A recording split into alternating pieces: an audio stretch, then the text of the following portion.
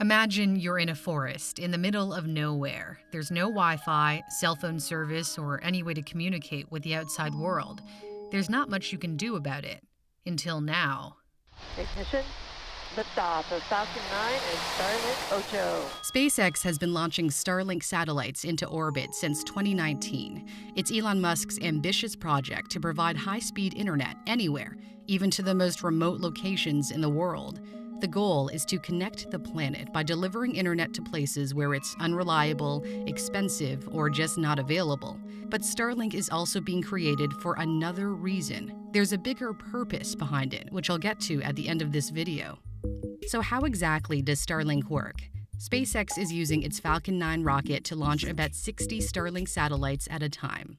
The satellites are stacked on top of each other. Those Starlink satellites are separating from second stage right in front of you right now. The satellites are placed at a relatively low altitude in space because the closer you are to Earth, the lower the latency. Latency refers to how much time it takes for a signal to travel to its destination and back. So low latency gives you a higher internet speed. Starlink speed will be good enough for competitive gaming. It's targeting a latency of less than 20 milliseconds. That's faster than cable internet and comparable to what you'd get with fiber optic broadband.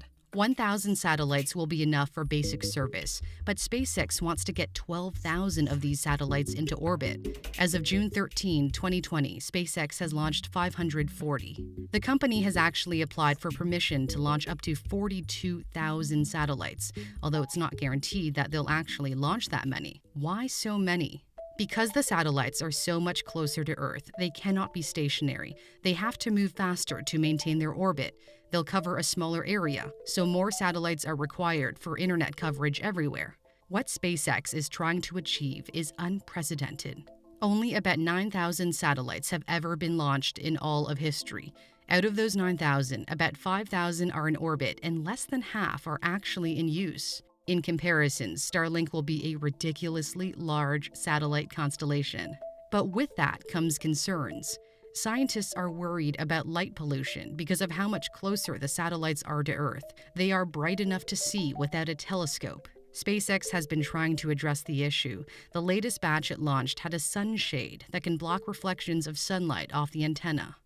Starlink is controlled on Earth with a device about the size of a pizza box. The terminal will look like a round UFO on a stick, and it'll be easy to use. There are 2 instructions: plug in socket, point at sky. But it's not so simple for those who live in countries where the internet is censored. One of the most famous examples is the Great Firewall of China, where Facebook, Twitter, Instagram, YouTube, and YouTube's owner Google are all banned. Starlink's internet access cannot be controlled by national governments because it does not rely on domestic communications infrastructure. But a government that censors the internet will probably ban the Starlink device. Like most things that are banned, it will be impossible to confiscate them all. But countries can also try to jam the satellite signals or take it one step further. Elon once said this about what China could do. If they get upset with us, they can blow our satellites up, which would be good. China can do that. So probably we shouldn't broadcast there. Let's not forget Elon's other company, Tesla, has a lot invested in China. There is a huge customer base there, as well as the Gigafactory in Shanghai. Starlink hopes to begin service in North America first, starting with the northern US and Canada in 2020, and then expanding coverage to nearly everywhere in the world by 2021. If you live in a large city, Starlink is not necessarily going to replace your internet provider. Starlink is not intended to be used in high-density areas because it doesn't have sufficient bandwidth. The focus is on reaching places that don't have coverage or where coverage is weak. SpaceX does have competition in the space internet race, but it's also ahead of the game.